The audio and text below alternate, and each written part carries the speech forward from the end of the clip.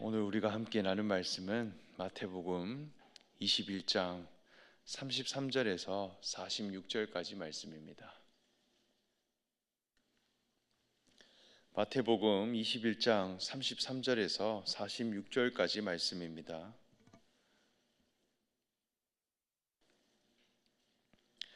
다 찾으신 줄로 알고 저와 여러분 함께 교독하시겠습니다.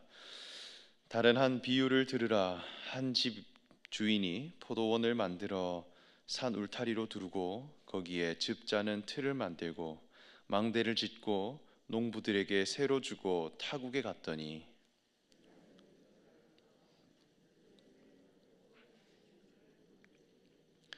농부들이 종들을 잡아 하나는 심히 때리고 하나는 죽이고 하나는 돌로 쳤거늘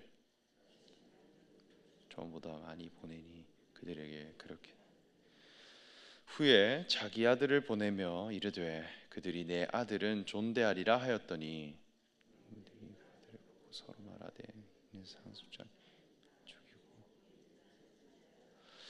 이에 잡아 포도원 밖에 내쫓아 죽였느니라.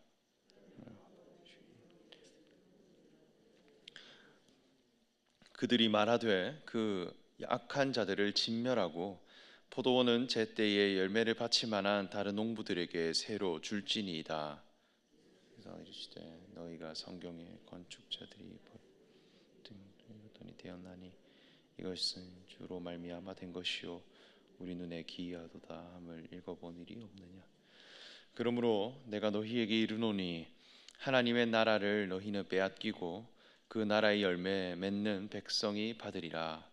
이 돌 위에 떨어지는 자는 깨지겠고 이 돌 떨어지면 그리라 하시니 대제사장들과 바리새인들이 예수의 비유를 듣고 자기들을 가리켜 말씀하심인 줄 알고 함께 읽겠습니다.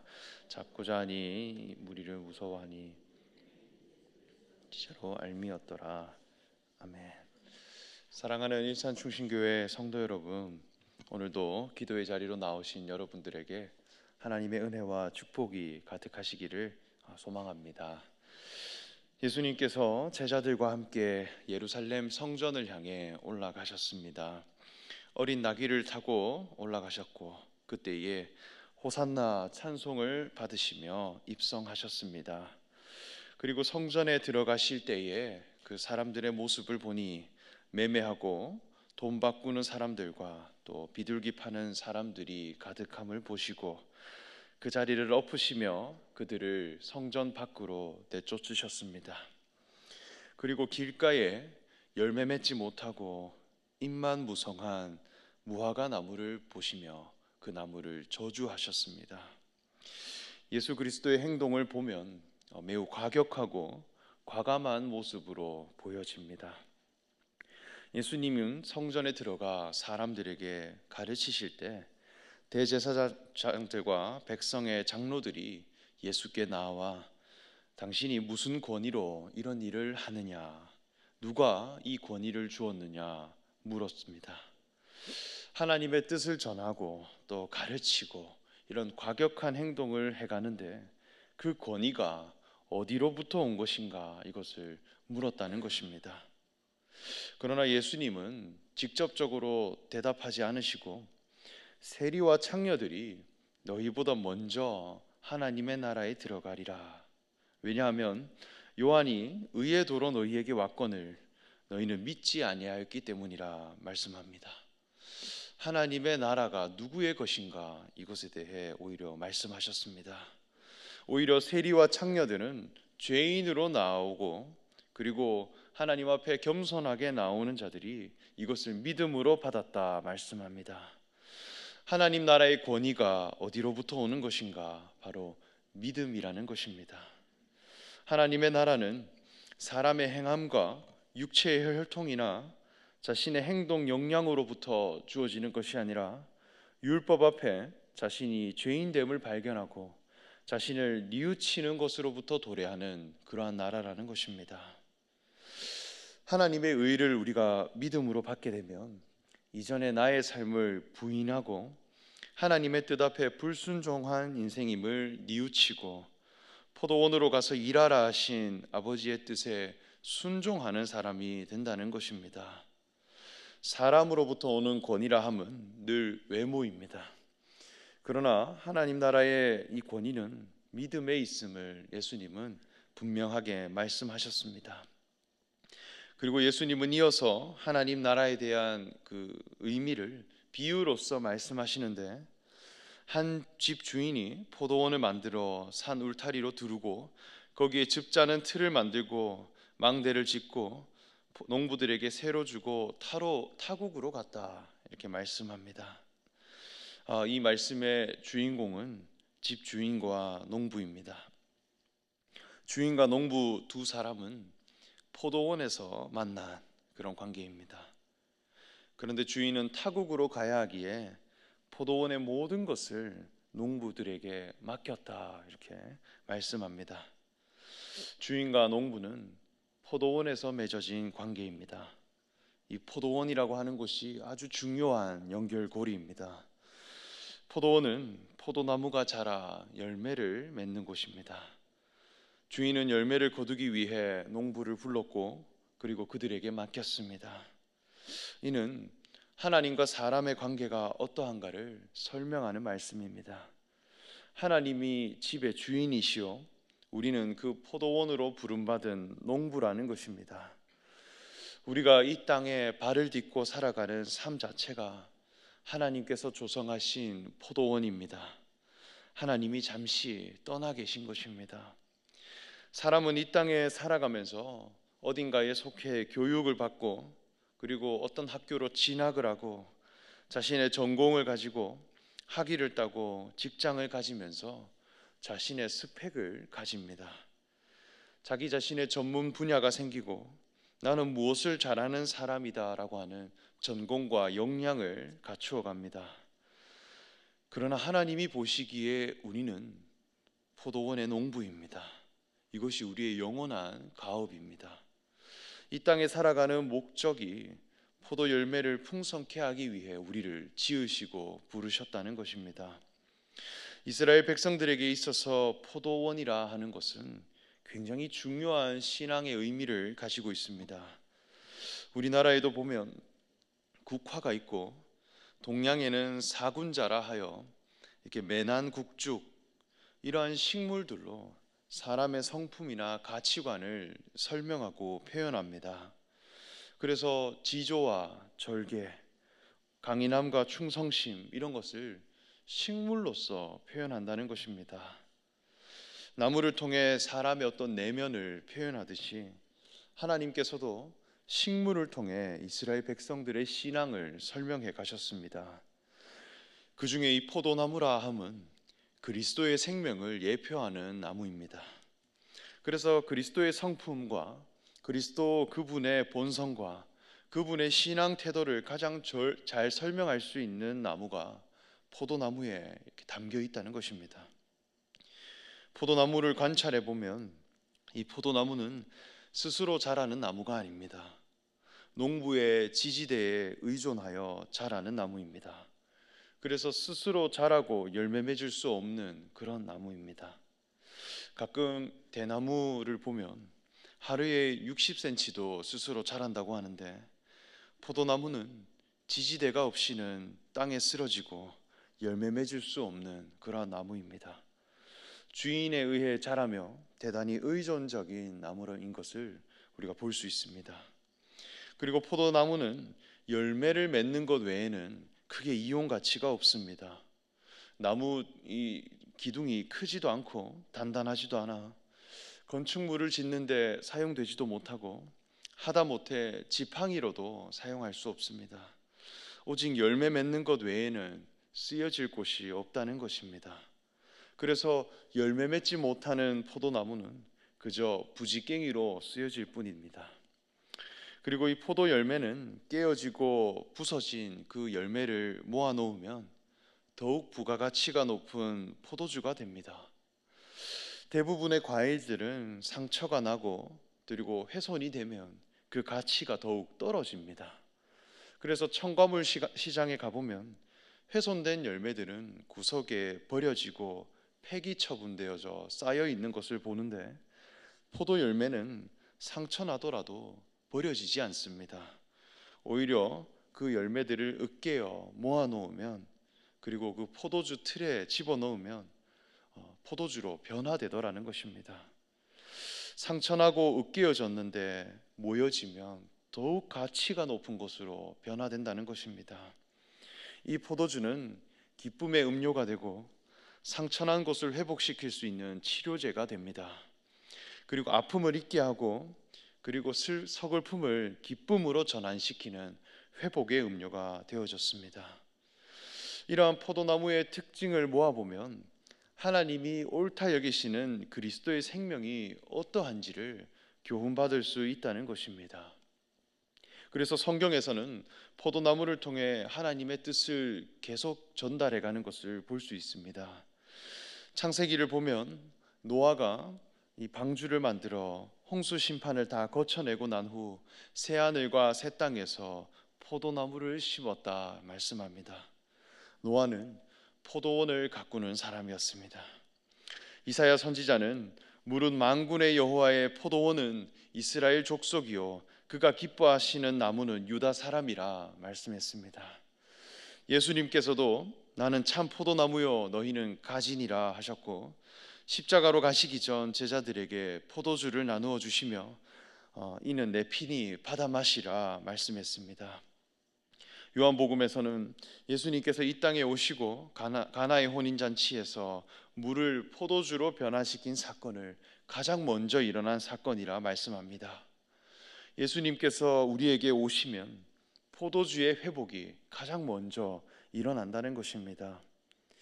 그러니까 집 주인이 포도원을 조성하고 그것을 농부들에게 맡겼다라고 하는 것은 우리로 하여금 그 예수 그리스도의 생명이 있는 자리로 우리를 부르셨다는 것입니다. 우리를 그리스도로 부르셨고 그리스도의 생명이 풍성케 할 목적으로 우리를 부르신 것입니다. 그래서 집주인이 농부들에게 기대하는 것은 단 한 가지입니다. 포도 열매가 풍성케 되는 것입니다. 하나님의 기쁨이라 함은 그리스도의 생명이 교회 안에 풍성케 되고 내 자신이 예수 그리스도를 닮은 자가 되어 하나님 앞에 드릴 신앙의 열매가 풍성케 되고 예수님과 내가 동일한 생명이 되고 포도주의 기쁨이 넘쳐나는 사람이 되는 것입니다. 그것이 포도원을 풍성케 하는 것이고 주인의 기쁨에 동참하는 것입니다. 주인은 오직 열매를 바라시는 분이기 때문입니다. 예수 그리스도, 그분의 생명, 그분의 가치 기준, 이것을 내가 믿음으로 받아 내 자신이 참 포도나무 대신 예수님께 붙어 있는 가지가 되면 그리스도의 열매가 내게서 풍성케 된다는 것입니다. 우리가 살아가는 이 땅은 포도원입니다. 하나님께서 모든 것을 조성해 주셨어요. 우리로 하여금 예수님이 있는 자리로 불러주셨다는 것입니다. 하나님의 율법과 선지자들의 삶과 모든 역사들을 통해 참 포도나무 대신 예수님을 믿어 거듭날 수 있도록 다 세팅해 주셨다는 것입니다. 그러한 열매를 거둘 때가 되었을 때 이제 그 소출을 거두기 위해 다시 농부들에게 보내었다 말씀합니다. 그런데 그 거두기 위한 종에게 열매를 드리지 않고 오히려 그 종을 심히 때리고 죽이고 돌로 쳤다 이렇게 말씀합니다. 이것이 열매 없는 자들의 모습입니다. 심판과 살인과 비난이 포도원에서 펼쳐졌다는 것입니다. 포도 열매가 많으면 심판할 겨를이 있을까요? 포도주의 기쁨밖에 없을 것입니다. 드릴 열매가 없기 때문에 심판하게 되는 것입니다. 주인은 다른 종들을 많이 다시 보내었으나 농부들은 그 종들에게도 똑같이 대하였고 마침내 주인의 아들을 보내어 소출을 거두게 하였는데 오히려 그들은 아들이 상속자이니 그를 죽이고 유산을 차지하자 하여 그를 포도원 밖으로 내쫓아 죽였다고 합니다. 미션과 목적을 잃어버린 사람의 모습입니다. 열매에 관심 있는 것이 아니라 유산에 관심 있는 자들입니다. 주인이 무엇을 기뻐하며 무엇을 소중하게 여기고 무엇에 반응하며 무엇을 가치롭게 여기는지 한 마음과 한 뜻이 되는 것보다 주인의 유산을 통해 자기 유익을 채우는 사람들입니다. 결국 주인이 가장 사랑하는 아들마저 죽이게 되었다 말씀합니다. 그러한 자들에게 심판이 이어지게 될 것이다. 포도원의 모든 권한을 빼앗고 이제는 다른 농부들에게 줄 것이다 했습니다.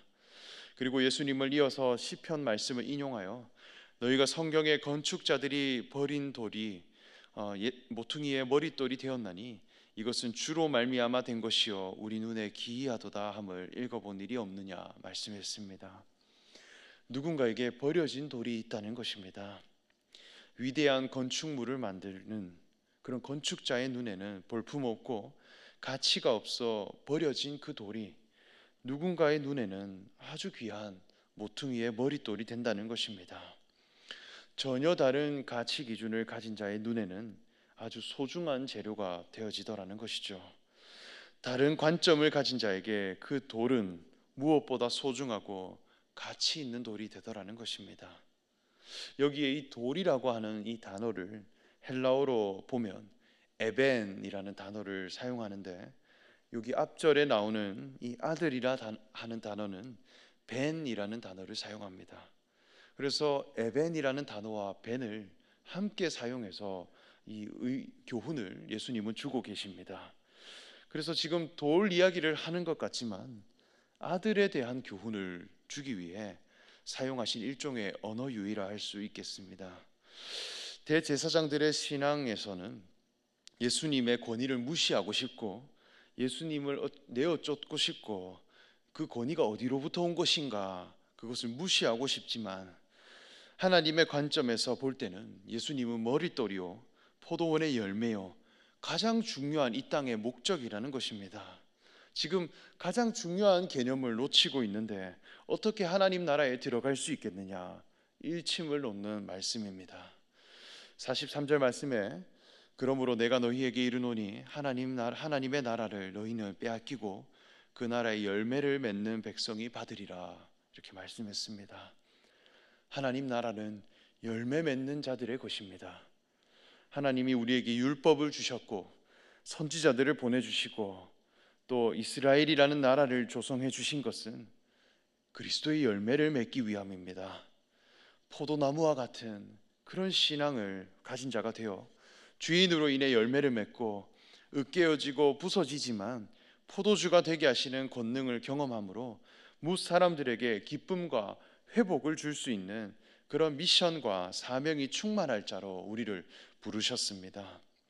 그러나 그저 율법을 행하고 그리고 그것을 자신으로 지켜서 존경받고 자기 권위를 챙기고 오히려 요한의 의를 믿음으로 받지 않는 그런 자들에게서는 하나님 나라가 빼앗기게 되며 오히려 예수 그리스도와 동일한 신앙을 가진 자들 그것을 위해 믿음으로 나아가는 성도들에게 거룩한 나라가 허락될 것이라 말씀했습니다. 우리가 살아가는 모든 삶은 포도 열매를 하나님께 드리기 위한 그 목적에 우리는 살아갑니다. 내가 그리스도의 생명으로 변화되어지고 충만하게 자라가는 그 여정을 오늘도 함께 걸어가기를 원합니다. 하나님께 드릴 만한 그 열매가 풍성한 그런 그리스도인 되시기를 간절히 소망하며 말씀을 전합니다. 함께 기도하겠습니다. 하나님 감사합니다. 집주인이 포도원을 조성하고 또 농부들을 불러 모든 것을 맡기고 타국으로가 열매를 거두기 원하셨던 그 하나님의 마음을 오늘 우리가 이해하고 깨닫기 원합니다. 우리가 살아가는 모든 삶 가운데 우리가 우리의 유익과 우리의 소출을 바라는 것이 아니라 주인이 바라는 그 포도나무의 열매를 풍성케 하며 하나님 앞에 그리스도의 열매를 풍성하게 내어놓고 준비해 갈 수 있는 그런 지혜로운 성도 되게 하여 주시옵소서. 주인의 그 기쁨에 동참하는 자가 되게 하시고 하나님과 같은 마음과 같은 뜻을 가진 자가 되어 우리로 하여금 예수 그리스도의 생명이 풍성케 되어 또 포도주의 기쁨과 권능이 너무나 분명하게 드러나는 그런 거룩한 신앙인 되게 하여 주시옵소서. 감사드리며 예수님의 이름으로 기도합니다. 아멘.